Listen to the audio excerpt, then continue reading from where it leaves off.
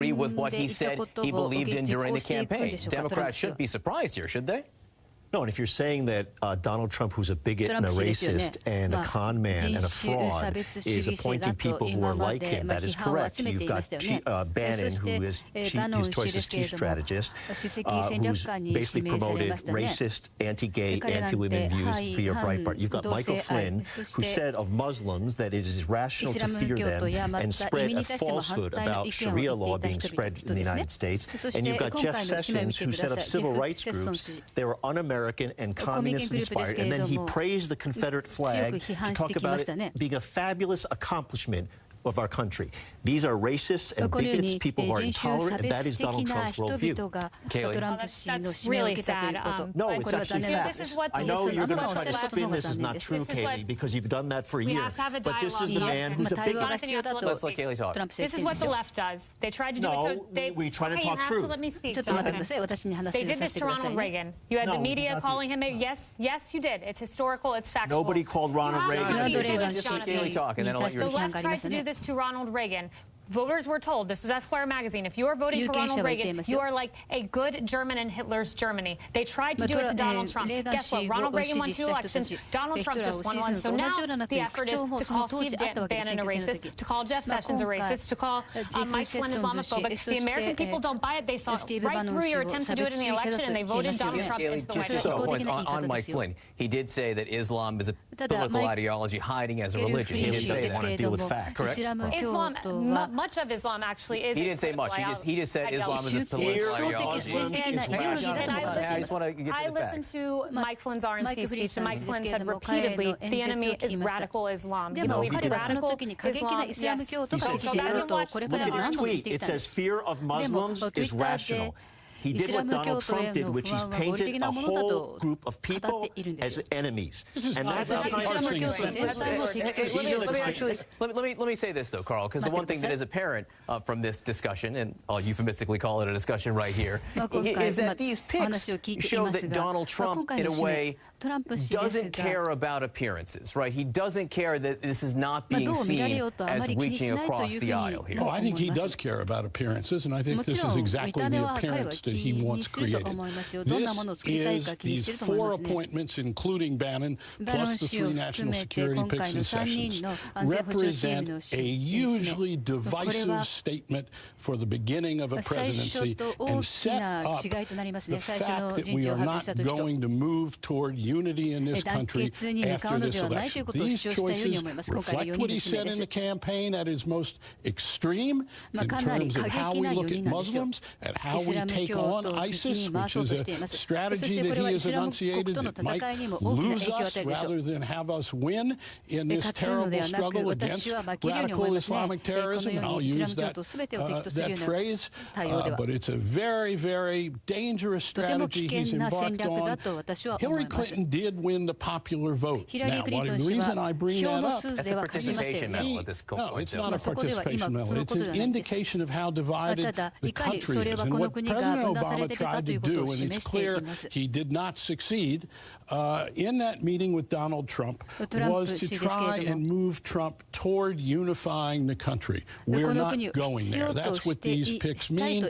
We are in for a terrible kind of conflict between 2 different visions of America, such as we saw in the campaign, and there's no attempt in these picks to bridge that reality. But you're forgetting about the most important pick is Mike Pence, who I think is a mainstream, serious conservative who is going to be a heartbeat away from the presidency. Reince Priebus, who's actually the chief of staff, who I think you may not agree with him, but he's a mainstream sort of establishment Republican. We don't know what other picks are going to happen, but of these 3, I would say, if nothing else, they're highly qualified. We've got 1 U.S. senator.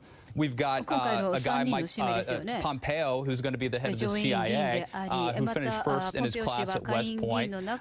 You've got Flynn, who served his country for 30 years, was Barack Obama's head of the DIA. So these are not ridiculous picks that Donald Trump has made. And what if he picks Mitt Romney for Secretary of State? Use the word ridiculous. And let's take a look at Flynn. Flynn had a somewhat distinguished military record, and even the closest of his colleagues now say he has flipped out since he's left left the service, that he is intemperate, that he states very dangerous views, that he is not factual, that he is off the reservation of sensible discourse. I object to the off-the-reservation line on him from those who know him best and served with him. As Attorney General. Jeff Sessions is an interesting case. Is your name Kareem? Oh, I'm sorry. Pardon me. No.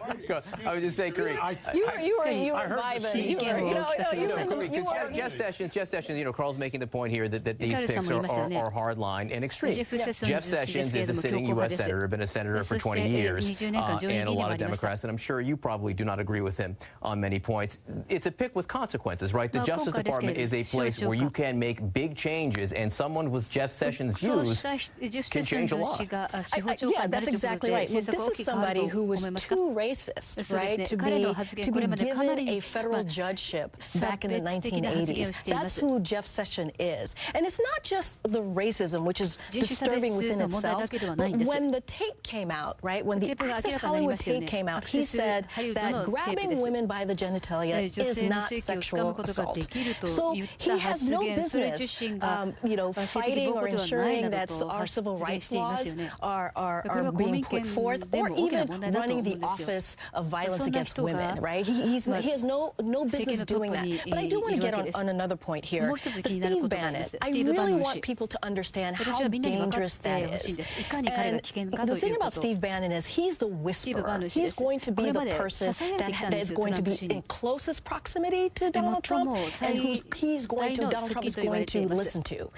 And we have to understand that when we call him a white supremacist, because when he took over Breitbart, it became a hotbed for white nationalism. That's what it did. And also it gave rebirth to the KKK. Let's talk about the KKK for just 1 second here. The KKK, Ku Klux Klan, terrorized African Americans by either it was lynching, bombing, or raping. There was a study that came out in 2015 by the Equal Justice Initiative that said from 1877 to 1950, nearly 4,000 black women, black men, black children were lynched in 12 southern states. So this is the reality that we're dealing with. When you say,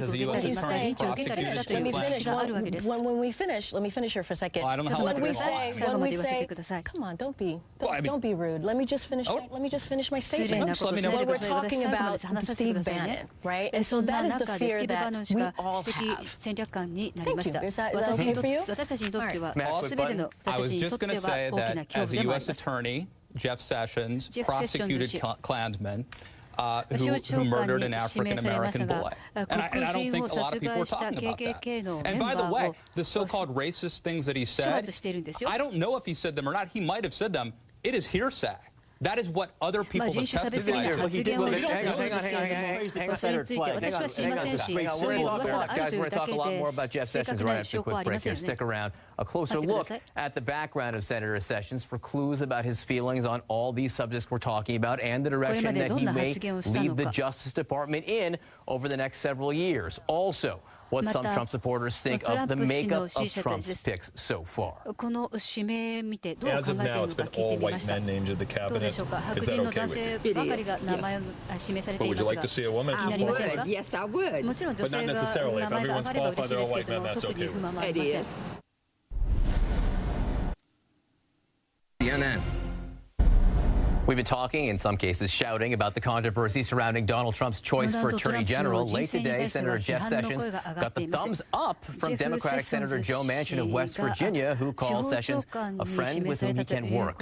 He is not, as you saw before the break, getting rave reviews from everybody, especially in the civil rights community, especially over where he might take civil rights and voting rights enforcement. CNN Justice correspondent Pamela Brown has been looking into the senator's background, his record, and where he stands. She joins us now. Pamela, first, Why don't you tell us more about the allegations against Senator Sessions when he was nominated to be a federal judge in the 1980s?